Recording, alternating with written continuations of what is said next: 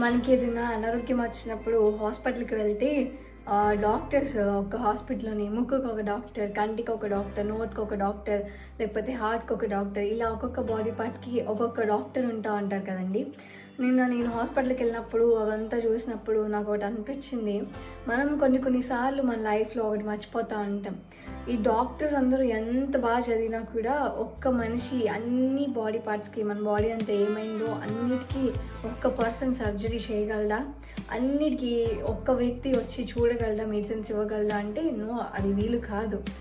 మన చేతుల్లో మన దగ్గర ఒక వ్యక్తి ఉన్నాడు. ఆ వ్యక్తి మన ఫిజికల్ వౌండ్స్ని వాటిని కూడా హీల్ చేయగలడు. అలాగే ఎమోషనల్గా మన మెంటల్ హెల్త్ని కూడా ఆయన బాగు చేయగల వ్యక్తి.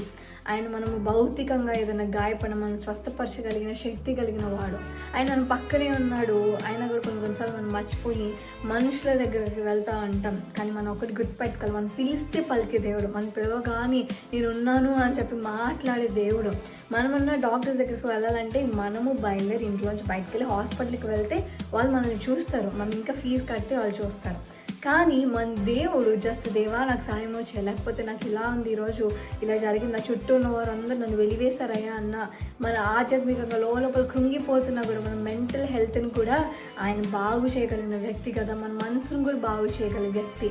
అలాంటి వ్యక్తి మన పక్కనుండగా ఇంకెందుకు వేరే వాటి కోసం మనం ఎదుగుతూ ఉంటాం, ఇంకెందుకు వేరే వాటికి హ్యాబిట్స్ చేసుకొని వాటికి మనం వ్యసనం అయిపోతాను. కాబట్టి మనం ఒక్కటి గుర్తుపెట్టుకోవాలి, మనం పిలవగానే పలికే దేవుడు ఉన్నాడు.